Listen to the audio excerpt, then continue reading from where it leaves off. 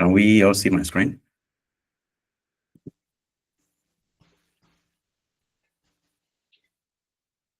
Yeah. All right. Okay, so it's 3 p.m. Let's just start the program. There is no African time. Others will join us afterwards. So, hello everyone, and a warm welcome to the fourth episode of The Knowledge Drop, a program by Rovers Global Limited. Just a few quick notes before we begin. The session is being recorded. The video will be made available afterwards on our YouTube channel for future reference. A key part of the experience is for you to connect with our guest speaker. You'll be able to ask your questions in the live Q&A later. We'll also drop a link to the speaker's LinkedIn profile and the WhatsApp group after the session to help you continue the conversation. So like I always say every week, please, it's important you connect with the speaker if you have other questions aside from the questions he's going to attend to during the call. We are incredibly excited to introduce our guest speaker for today, Ahmed Umar. He is a seasoned development professional and a true embodiment of today's topic. He is the head of monitoring and evaluation at the Development Bank of Nigeria, where he focuses on transformative change. His impressive career includes co-founding an agri-tech venture for smallholder farmers, leading research for a major foundation, and managing high-level evaluation for organizations like the Lagos State government. He is a pragmatic leader who has masterfully built an impactful career across the public, private, and non-profit sectors. Please join me in giving a warm welcome to Ahmed Umar. Our guest speaker today, thank you for joining us. You have the floor. Let me stop sharing so that you can have the chance to share your own screen. Thank you so much for the introduction, and thank you to everyone who has joined and to those who will be joining later on. I thought about this session and I thought it was best for me to rather speak from my experience rather than, do a generic slide. So I will spend maybe the next 20 minutes or 25 minutes just talking about what I'd gone through and why I decided that we should explore this topic, designing your own career. So I don't know the composition of the people in the room in terms of, the level or the, stage in your career that you're at, but I believe everyone has a unique, story to tell. So it's okay if you are beyond the level that I'm going to be speaking from, or you are, below it. But I have the assumption that those who are in undergraduate or those who have recently graduated would be on the call. So I think I'd like to start the journey by saying that, when you think about career, a lot of people sort of have this head start, right? Where they have mentors who very early in their lives who already expose them to, something that is called career and, how to arrive or decide what they would like to become or what they would like to use their life for.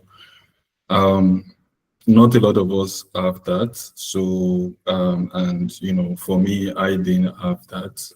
I didn't, I wasn't sure what I want to become or what I want to do.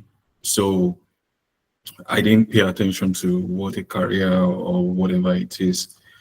I had a bit of a challenge getting into university, spending around 3 years before I could get into 100 level. So, I got tired of even waiting. I just wanted to go to school like every other person. So I didn't quite just, care what I would maybe study or what I would become after I studied what I studied. So yeah, that was, before university, right? Now, going to university, I got admission to study building. So which of course it's construction for those who don't know. So you do building, you become maybe construction project manager or something like that. And while studying, there wasn't so much emphasis on career as well. Like it's almost as if you have to figure out your own way, right? It wasn't like the school gave you the opportunity to sort of say they are going to guide you on your career or whatever. It was just you have to figure out your own way. So I think the throughout the process, I think it eats you at some point, right? That hey, I think I'm going to be graduating soon, so I need to understand what I'm going to be doing with my life afterwards. I think that's at the point where it eats you because sometime in the process or along the line, it has to become something that comes to your consciousness. So, but I think mine was a bit different. I had gone for IT, and then during IT, I knew that we were, I mean, myself and some of my classmates from school, we already started talking about some of the things that we could do, some of the things that we could do. We started like a blog together, documenting things that we're learning during IT. But while going to the site every day as a construction student, I realized I wasn't cut out for it. I couldn't cope with the rigor that it is required on the construction site, and again, it's not like the rigor is part of the job in a construction site, so it's just a personal thing that I couldn't cope. So I thought, okay, so what would I do? I am going to be graduating in say a year or 18 months. I have just 1 year of school left, and what am I going to do? How am I going to figure it out? And I started Googling, right? So it was the only thing at the time to just start Googling. Like I said, I didn't have like that mentor that could easily guide me and let me know what is out there, what is obtainable. And of course, that's why platforms like this is important, right? Because again, if you are thinking about it, you get somebody else to talk to. But the time was just more like, oh, I didn't have mentors. I didn't know I could even seek mentors. And I mentioned that I didn't have mentors, but I'll talk about somebody else later who was, instrumental to, my journey as well. Uh, so, uh, so I started Googling, right? I started searching online what I could do. And then I stumbled on, oh, I think it was Nairaland, somebody was going to do a project management professional training. And then after that, I'll write the exam and I'll become a project management professional. I read a lot about it. And then I told my boss at the, where I was doing IT, and he paid for the training that I was going to do.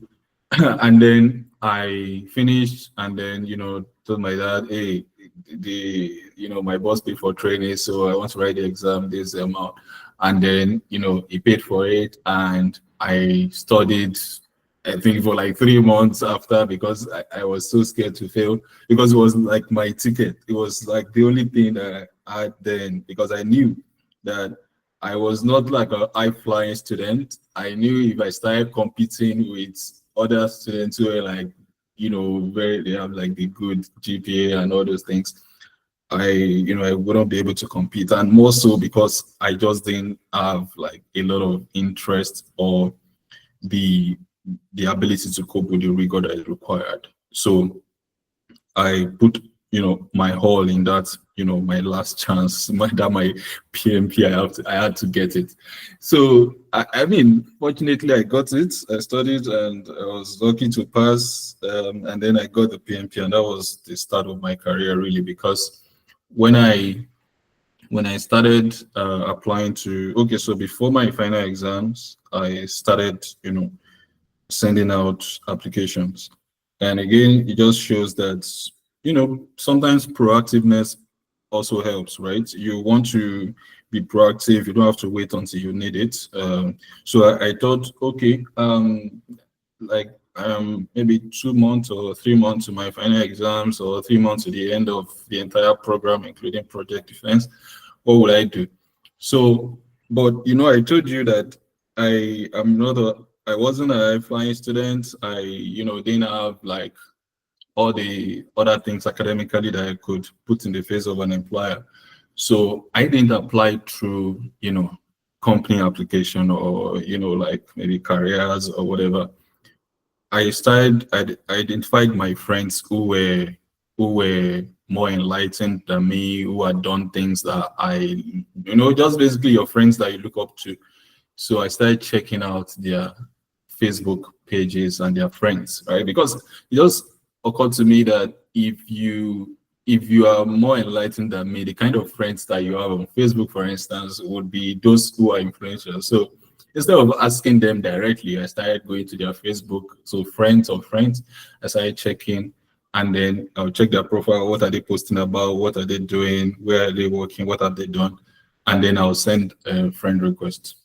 So fortunately, that worked out well. Somebody accepted my friend request, and then I sent him a message, and fortunately, he replied, asking me to send him an email, and he gave me his email address. I mean, it's just random, right? Because he could have just ignored that, Facebook message. A lot of people just send spam messages, but I think my message was brief. It was, straight to the point. I was looking for internship. I was soon graduate. I have a PMP, and then it asked me to send him an email. So it was, a quick brief pitch that I made about myself.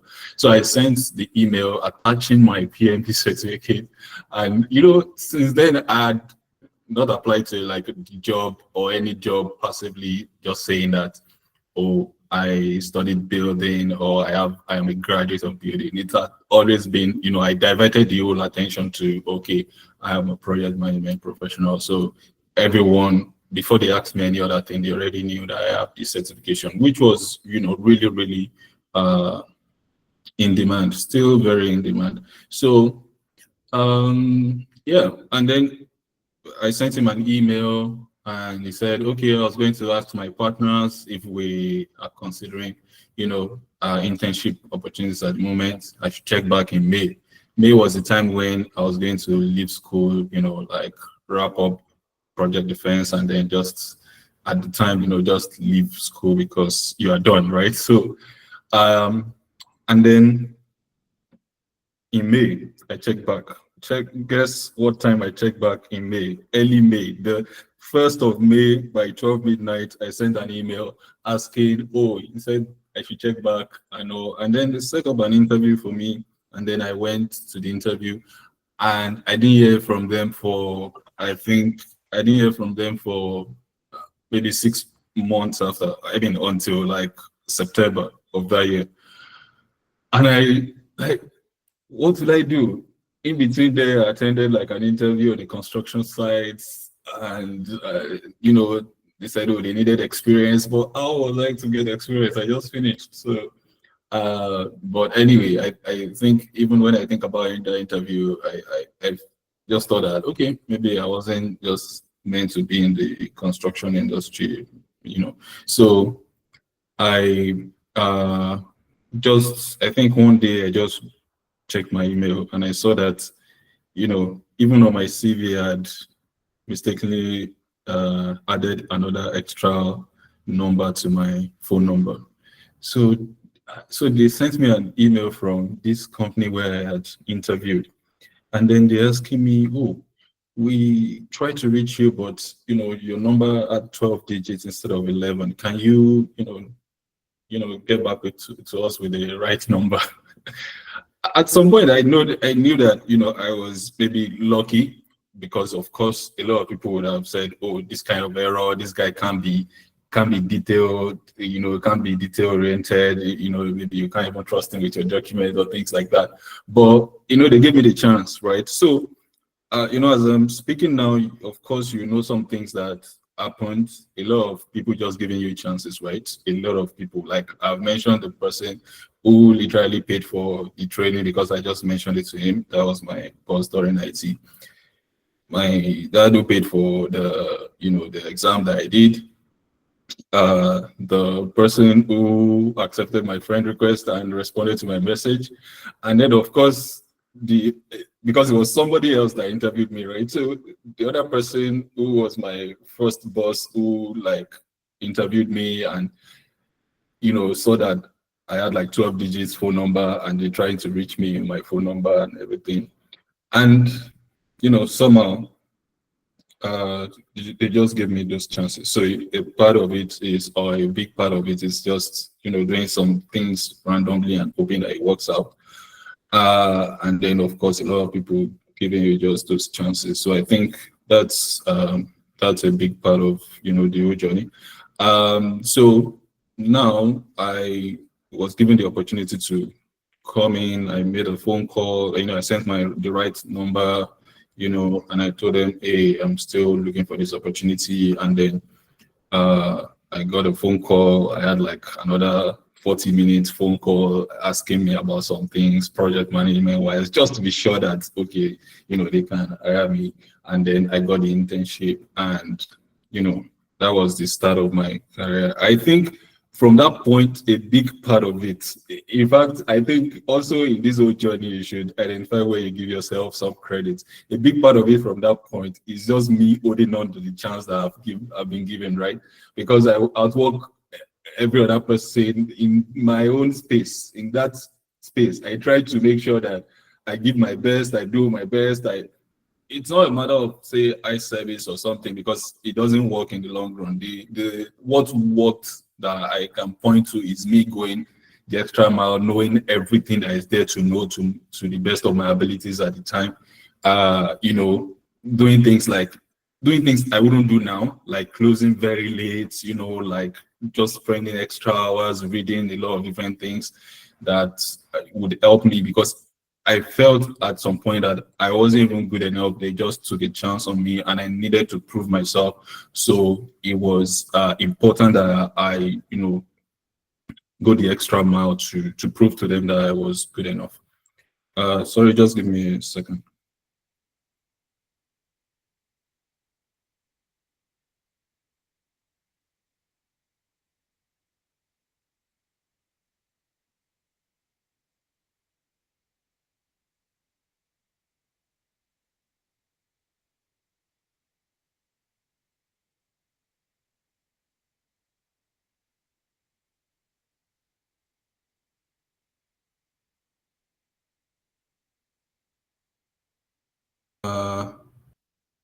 Sorry, can you hear me? Okay.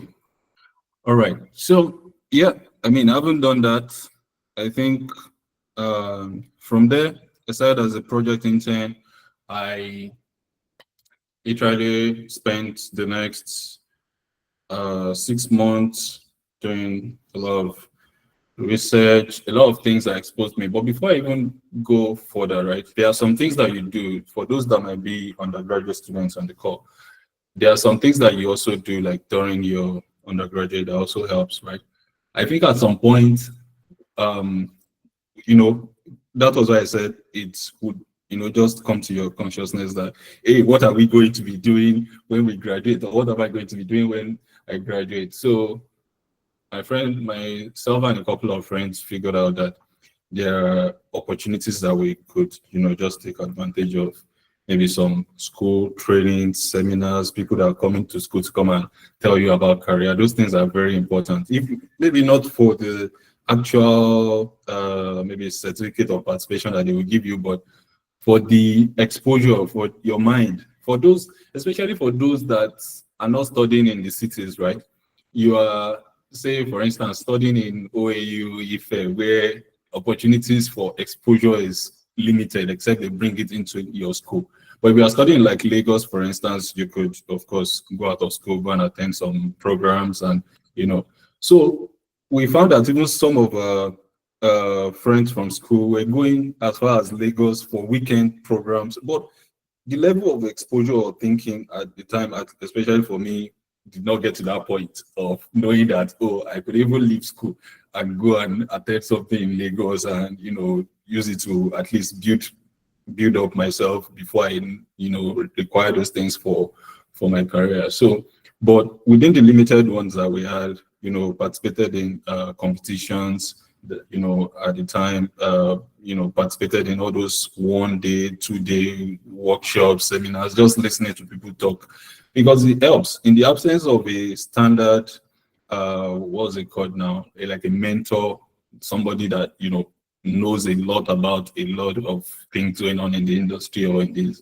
that can guide you. In the absence of that, you need to take some steps yourself, right? So now that said, back to my internship. I spent the next 6 months internship. I went to NYSC, and what I did, because I told you about sticking to the opportunity and just holding on to it, right? Because it's so important, because you also want to prove yourself. I've mentioned that, but you also don't want to. There's also that fear of, would I get another chance? So when I left for NYSC, even though before I left, I was already tired because I was doing way too many hours at work, and then I was on 3 different projects. And these projects are exciting: youth entrepreneurship, they're introducing you to market research, introducing you to, incubation program, acceleration, funding businesses, and all of those things. But they are also draining, because you have some, things to, a lot of work to deliver, a lot of things to just make happen, and all of that. So I was already like, oh, I needed to go for this NYSC to just take a break from this whole, internship. So, but when I got to NYSC, I thought to myself, hey, I'm going to spend a year in this program. What if they had forgotten about me by the time I want to, I finish and I want to go back? So I picked up my phone and, spoke to my boss about, oh, I'm a project manager. I could work from anywhere. So, can I continue working here? And then, yeah, and they were open to it. We had an arrangement, and, I continued working. It was difficult because I'll go to class in the morning I was teaching a school, so I'll go to class in the morning till 2. People I was working with, because when you are working as a, maybe project manager, and you have client projects and things like that, they don't know that you are maybe serving or whatever, and they don't care. So they would have left you emails expecting responses, tasks that you have to do, that you have to provide, deliverables and all of that. So all of that would be waiting for me till I finish at 2. I'll come back, turn on the gen, start working till like 7. So I did that for a whole year, all out of the fear that maybe when I finish, I wouldn't be able to even get like another opportunity. So I need to hold on to that one. So again, it's the extra mile thing, right? Because you do it for yourself, it's not for anyone. I wasn't doing it because, oh, I want to impress the people there. I just wanted to stay within the, that's fair. I wanted to remain there just in case. It wasn't like I was not going to apply to any other opportunity, but I mean, I just wanted to stay there, right? So, and then when I finished, in fact, I applied, I got in interviews, and of course, I didn't end up going anywhere. I just continued. So when I finished, I continued my work there. So I continued working in this space of, startup, entrepreneurship, startup incubation, acceleration programs, doing development projects. So I started doing projects like, clean energy projects, doing some acceleration program for businesses that are in clean energy that United Nations Foundation, funded. I started reading a lot about, development at the time, because I started with a project funded by a Netherlands agency, then focused on agriculture. That is, they were trying to bring up entrepreneurs in the agricultural space along the coastal West African region. And then after that, I worked on a Bill and Melinda Gates Foundation project. We were trying to build like a pharma tech product at the time to accept card payment. And then after my NYSC, during my NYSC, I was working as like a product manager for an e-learning platform for an organization called Free Labs. As a project manager and product manager on the consultant end. And then after that, we got this United Nations Foundation project. And then that was when, I started taking a lot of interest even in development. Like, what is it that, is more important or interesting to me in this development space? So I spent the next 1 year just studying, reading. I like to read all these reports a lot about development programs, what had been designed, and then what, the outcomes of this program. We are spending money. So when they commit, say, like $1 million to a project or a program, there are reports that comes out within this duration of that program and the end of that program. And then of course, they want to know what had changed in their own, in the space of the program. So I was reading a lot of that, and then at some point I just decided, I want to focus on evaluation, because again they call it evaluation. So evaluation is basically looking at what works within a program and what can be replicated in other areas. So if we have, for instance, if we design a program now to improve learning outcomes for school kids, right? We had designed something with something in our mind that, okay, this is going to be the way that this thing will work. This is the output and outcomes that we want to see. And then, of course, this is how it's going to, look like. Sort of like the theory of change. So we want to see, we have a theory in mind, and that's what our program is based on.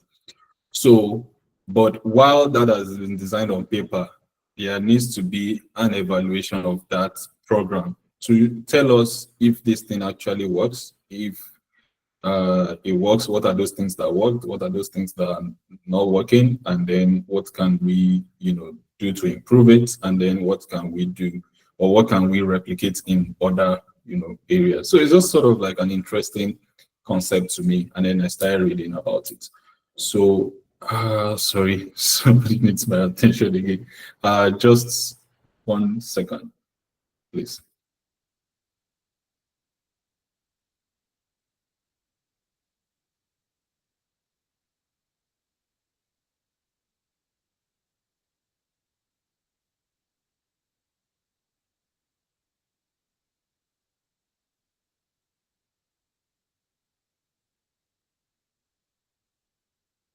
Okay.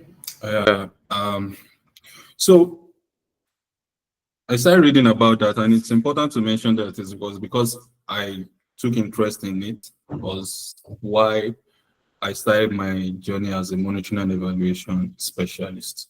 So because, again, I'm just trying to paint the picture and the lessons along the way.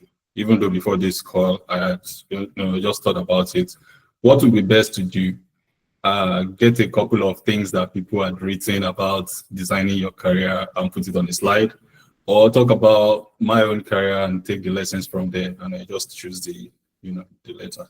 So now I picked interest in monitoring and evaluation as something that, because I started reading these reports, they were very exciting to me. So I started reading this report, and I would see that even where programs had gone wrong, where some things had, take the school feeding program for the federal government, for example.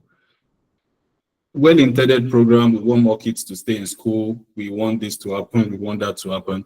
But it's not always like that in reality, right? It doesn't happen the way that we intend for it to happen. So we need to be able to measure what the impact had been, and then what had worked, and so now, because I took interest in that, and then I'd done this whole startup thing for like, I think 3 years at the time.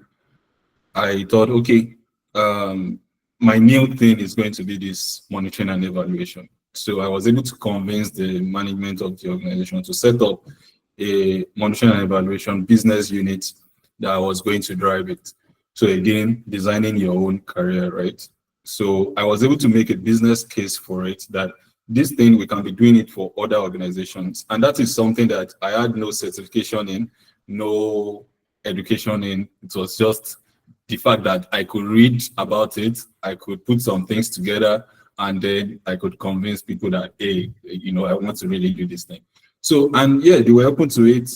And, we, the first project we got was from Development Bank of Nigeria. They had just spent a year in operation at the time, and then they were looking for, organizations to help them, external or independent evaluators to help them look at, their program. And even though I was project manager, I was like the business unit lead in terms of the M&E, I wasn't like, it wasn't me that they would put forward, of course, because where's my experience in doing it? So we had to get like other people who had the experience, and then, present them as, okay, these are the people that are going to, advise them on this, but I am going to be like the consultant project manager who is going to manage the entire thing. And we did that for the next 2 years, right? And, it was successful. I moved on. Did a couple of other things in M&E evaluation, baseline assessments, even with foreign researchers at the time.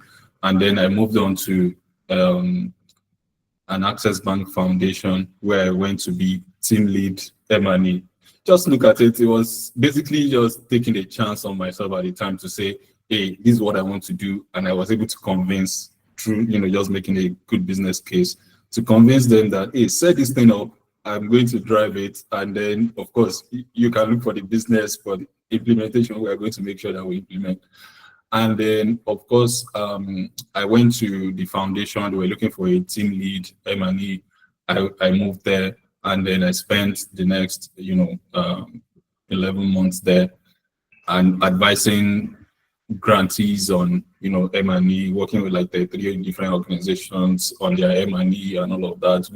That was where I was like a lot grounded in different sectors, because again, grantees come from different sectors: healthcare, environment, leadership, education. So we're working on their M&E framework, working on different things.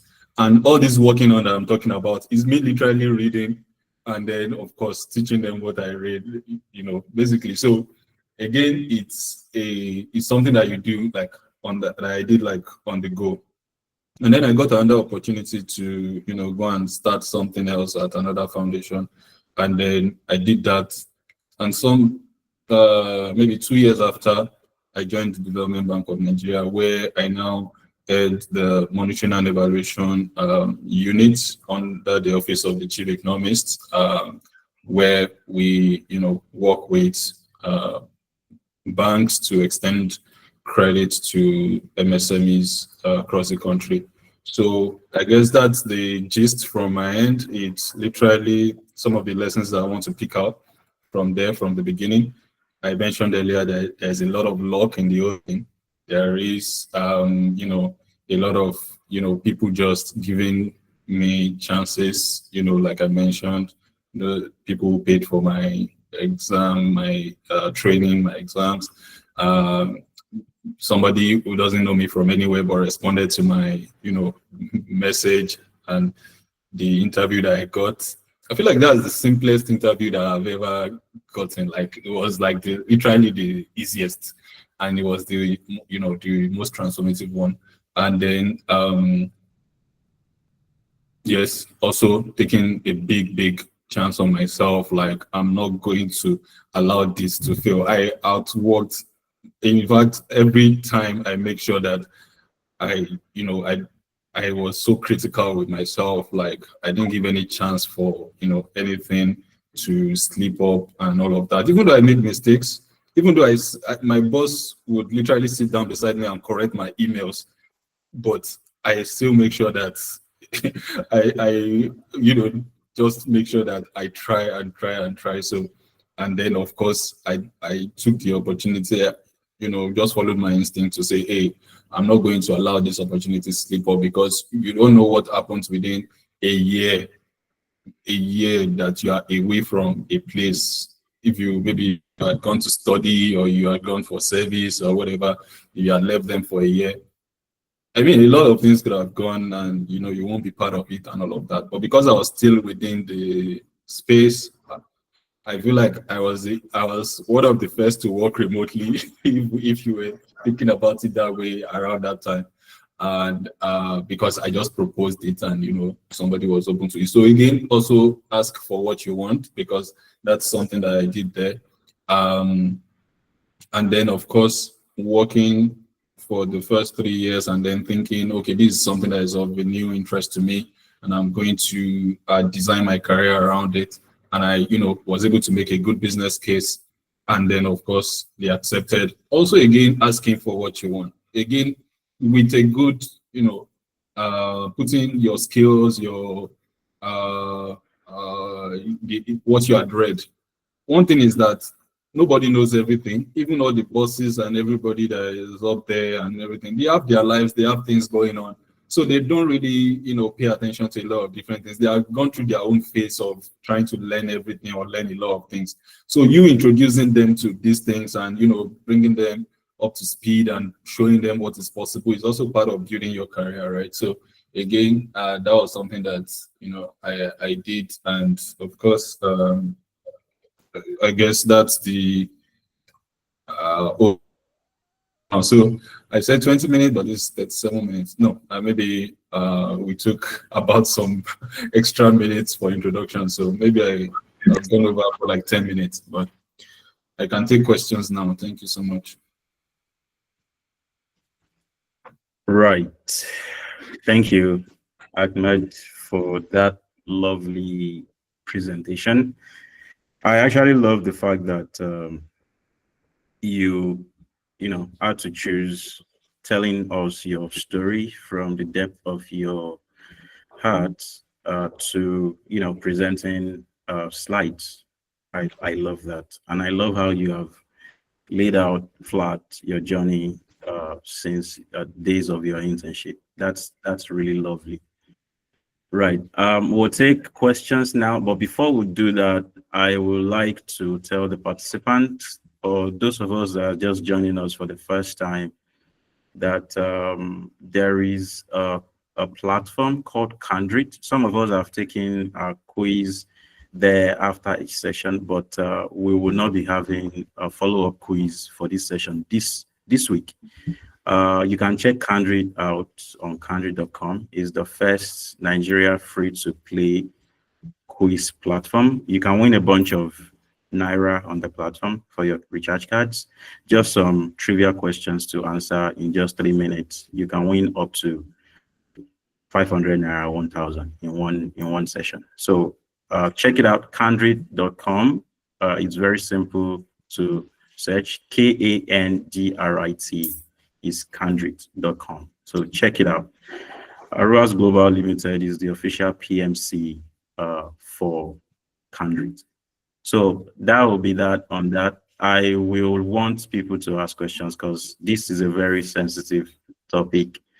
You telling us about your journey. There are undergraduates here, there are fresh graduates, and there are people who are actually at the early stage of their career. And I can see some professionals here too. So we're having a rich group of people on the call. But let me start, Ahmed. You mentioned at the start of your presentation, right, that you had to reach out to people. I think it is important for us to tell us the importance in this modern era, the importance of networking with people. Like you said, people who are already there, they have already passed through what you're about to pass through. The importance of networking, the people component of everything. And maybe if you have the chance, tell us how we can navigate that, reaching out to people and ensuring that we tell them what we know, what we have, and what we really want. Thank you.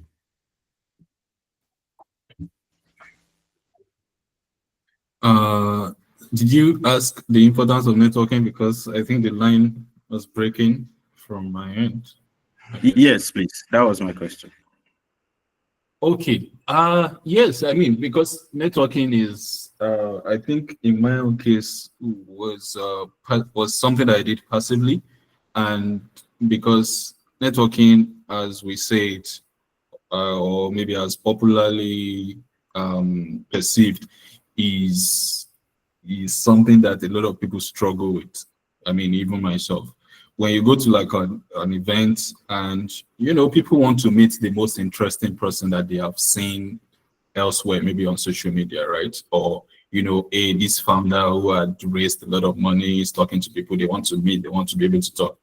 So, but again, networking is not just limited to events, and it's not limited to people who had just been there. So what I try to do, and networking, I think you start from the point of your end goal, right? Like what you want, the results that you want.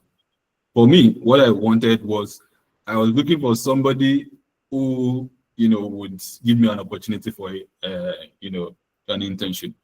So the first thing was, I know that I have friends who are way more enlightened, who have done a lot of different things that I could only dream of at the time.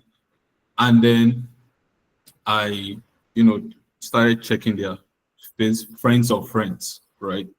Because again, it just makes sense that if I come and ask you now that introduce me to somebody, I mean I'm giving you the work to go and do, right? I'm giving you that thing, go and do it for me. Nobody would do that. I mean, even if you do that, you'll be passive about it because you really don't know what I want. So, but because I could access your friends of friends, right? It's just like somebody posting on LinkedIn about somebody else. And you thought that, oh, so instead of me, imagine you post on LinkedIn about somebody else and I needed to know that person. And instead of me to, just click on that person's profile, check them out, see what's connecting, how I can approach them, I then, instead of doing that, approach you to introduce me to them. It's at first it's difficult work for you because you would wonder how would you introduce me? What would you say, right? Because somebody else cannot really introduce you more than the way that you introduce yourself, because you know yourself better. You know the angle that you present that would stick better. So, and that is why it was important. I mean, that was why it was important for me to not just ask my friends to say, hey, introduce me to this person. Was there. I could check their friends, scroll through their list, add the person I want to add. If the person accepts, fine, I approach them, and then of course. But maybe if I had done all of that and then the person did not accept friend request, or maybe the person accepted but didn't reply to the friend request, then I can go back to my friend and say, hey, can you put in a good word for me with this person, because this is what I want to achieve with them, and I know that maybe both of you are connected, something like that. But networking should be intentional, should be something that you already know what you want. It doesn't have to be like glamorous, like, oh, let me just meet this person, let me take a picture with this person. I mean, it works out in some cases, but in most cases, people get frustrated because they couldn't just make it work. But somehow you can make things work, right? Because I think what sticks is what you need to look for. It is, and that thing is value. Is like, what value are you bringing? A lot of people these days just want value. They want you to present something to them that is valuable. Before you ask me anything, what is it that you are bringing, right? What do you bring to the table? So you need to articulate your own value properly, without fluff, without a lot of different things, and then present it to them in a way that they would see that, okay, this is somebody who is valuable, they can do XYZ, If that is valuable to them, they will let you know. If it's not, maybe they would refer you to somebody else, or they will let you know that, oh, I mean, this is not valuable to me, but it's valuable. Is a valuable skill, or is a valuable, whatever service you are providing. So, but I think a lot of people are not so comfortable doing that work of determining the value, right? Or articulating the value, because it's also a lot of work, right? Like, you have to articulate your own value. What value do you have? Even if it's like a sentence, in one sentence, what is the value that you bring?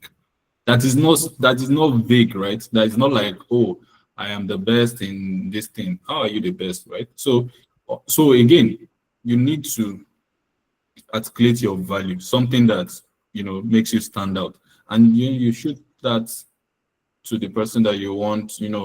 So even if you go to an event and you identify somebody that, oh, this person is an interesting someone and I would like to maybe work with them, you get their details, maybe it's even their name. These days you can always find anybody online, so it's their name, and then you go online, LinkedIn, whatever, you add them, and you articulate your value, you present yourself. You can have a strategy, right, that to approach them. I see a lot of people making like comments on other people's posts, and they are not genuine, right? Because they just want their attention. It really doesn't work, because a lot of people don't even want that attention to themselves. They just want to make their post and whatever, and then leave the rest. But a lot of people go under the comments and just make some comments and all of that, which really doesn't work, because again, people can see through you if you are not, of course, delivering genuine, comments or value to them. So I think these days is a lot better, because now you can even get to go and see what people are interested in based on what they are posting, what they are talking about, what they are thinking is a challenge in the industry that you are working. And then maybe you have a unique perspective, you can approach it differently. You can send them, you can make a presentation about it and send them and tell them to take a look at it. You can do different things, shoot them a simple email, or even do like a, write up, right? What LinkedIn does, repost with a thought, and then put your own thoughts there. If you think, this is worth considering, and then you can mention them. And, of course, people like to see, like, other people's views on things that they believe that is a challenge, things like that. So I think that's the way to approach, networking. So let me just stop there. Great take. Thank you so much. I would like the participants to ask questions now. Please, you can just indicate by raising your hand if you want to ask questions. We have about 10-12 minutes to go. We want to keep it in between the time. If you have questions, please indicate, and then we can fire on.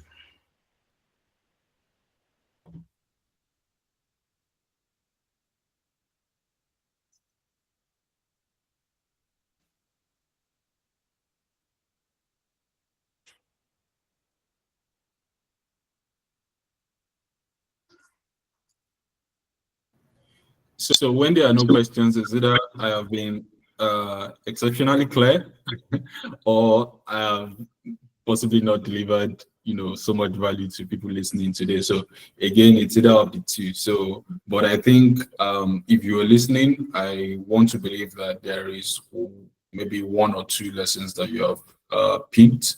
Of course, we all have different stories. We all have our own journey, which again, we can all tell stories about all day. I have just been invited here to tell my own story and to share some insight on designing your career. Right? And these are some of the things that I have, is lived experience. I'm not telling you textbook things. These are lived experiences, and some of the things that you can also, take forward. And I hope that you have been able to, gain one or two things, in this whole episode that rolled out. And then, of course, you can use that in your own career as well. All right. We have a hand raised. You can go ahead. You can unmute and ask your question. Wale Adebayo. Yeah, please unmute and ask your question. You are still very muted.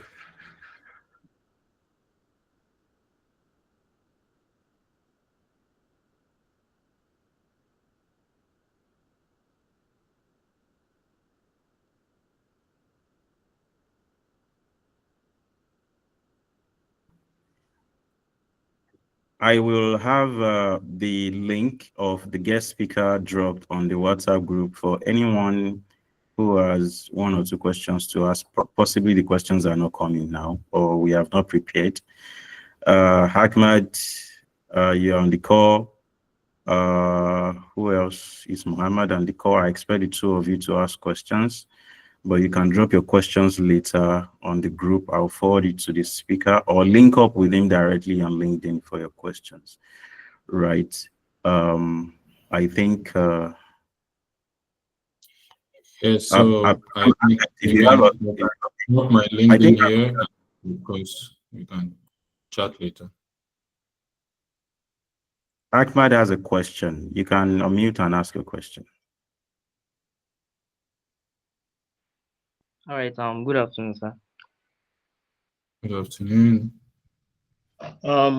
You mentioned something about networking on LinkedIn, but most times, if you try to network with people, especially people with high profile, most times they won't reply. So Uh, okay. I'm not that's getting that. I think you're going in and out. sir. Please take that again. I said most times when you're trying to network with people on LinkedIn, they won't reply. Most times, always about send you connection request. Most times they won't connect. They won't connect back.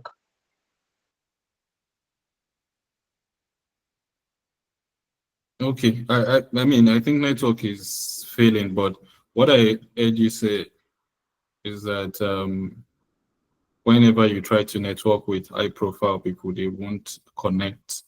I mean, they won't respond or they won't accept your connection request. Is that correct? Yes, sir. Okay. Like I just said, again, when you say high profile people, you already answered the question yourself. They are high profile people for a reason, right? Because a lot of people want their attention. And I don't think it's personal. It's not, they just want to see that this thing is worth my time. And of course, you would do it as well. In fact, maybe not intentionally at some point in your life, you will do it. Because the thing is that people want to see that there is value. They want to see what you're bringing. And it's not personal, like I said. If they are not responding to you, then maybe they don't need what you're offering. Or maybe you have not done the work of articulating you know, your own offerings well.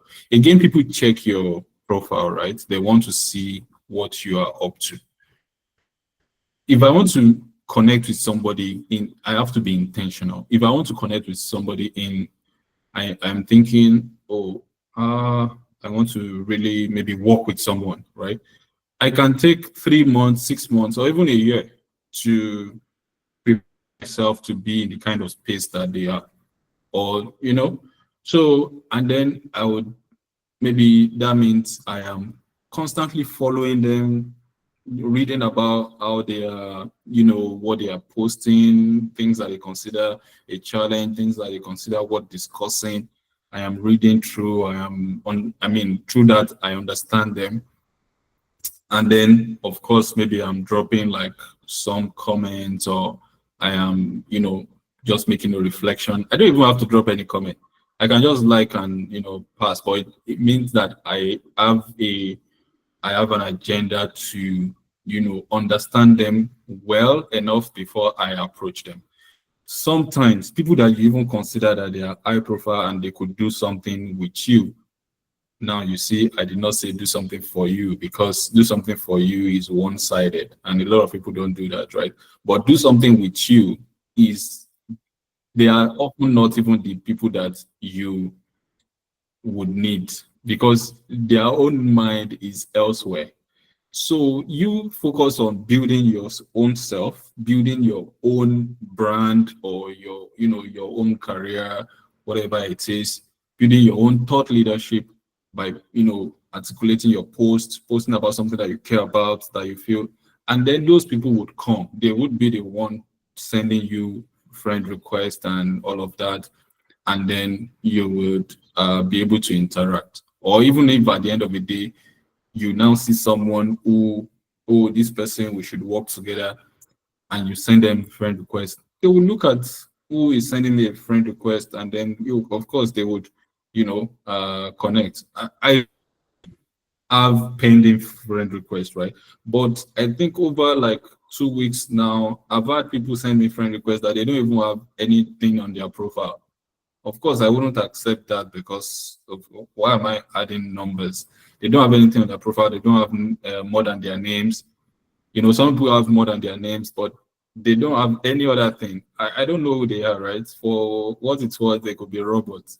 So, but again, you have to prepare your own profile. You have to be, you know, you have to be, what's it called? You have to also be presentable in terms of your profile, right? So that once you reach out to someone, the first thing they do is they want to know who is reaching out, not just the content of what you are saying. So they check your profile. And then if your profile is not standing out, doesn't tell them about the kind of things that they are interested in, they probably see it as a waste of time. And again, I am telling you, it's personal. It's not like they don't want to respond to you and it's just you. No, they just don't want to respond to things that would not lead anywhere, right? They want to respond for the sake of responding. So you two need to have sort of like an interesting, it's like dating, right? You have to date somebody that is interesting to you. You don't just want to date somebody that is, boring. And if you find out that somebody is boring, you're not likely to entertain them. So how it is, you create your own value, and then you try and reach out to other people to work with you. And if they find that, oh, this person is exciting, they are doing this, they are posting about this, they are constantly talking about something like this, they want to engage you too. So I think there's a question in the chat. How can someone optimize the importance of networking? Optimize the importance of networking. Okay. Optimizing, I'm not very clear what this question is asking me. I Okay.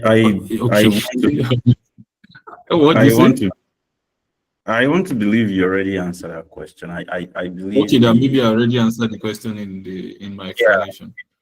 of course, Yes, you already did. I believe that the participant is trying to understand how to Okay, make a good great. networking. Yeah, so that's it. Right.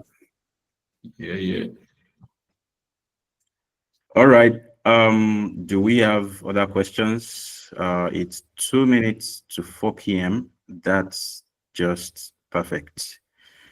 If we do not have other questions, I think it's been a wonderful time with our guest speaker today. And like I always say, please, the importance of setting up this is not just for us to come every 2 weeks with one professional to come and give us slides and history. No, fine, we get that insight from them, right? We get direction from them, but it is also important to understand that we need to connect. We need to connect with people that can give us direction. I always tell my interns, they are on the call, I didn't have any mentor, like he said.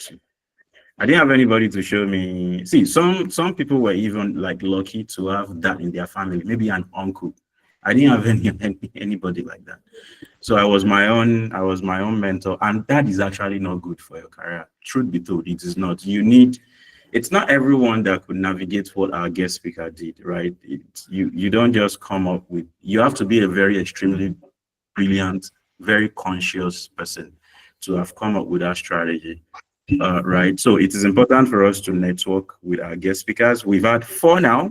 I want to believe that the four of them are ready to talk to you anytime, right? Seek opportunities, tell them what you can do. And I think that's a very great way to start. And before I go, I mentioned Candid. This is Candid. You can make money here. I mean, pay your bills, participate in campaigns, and withdraw at will. Just create your account and wait for notification for campaigns. Okay, check this out. It's going to be launched soon, but people are already cashing out on this platform. So thank you all for participating in this week's program. I believe that the next episode will also feature someone very extremely interesting, and someone that will add value to career journey. So on behalf of everyone, I want to say thank you to our guest speaker, Ahmed Umar, for your time and your insights. Thank you. God bless you. Like I always say, we don't have money to pay you. So you are doing this for the community and you are doing the Lord's work. Only God can reward you. But don't be surprised in the future, we might actually be able to pay you, because I believe you will come back I'm to this looking platform. forward to it. All right. So thank you so much. God bless you. Thanks, everyone. It's a very All convenient right. time for us. Bye bye. Yeah. Bye, everyone. All right. See you. Bye, everyone. Yeah.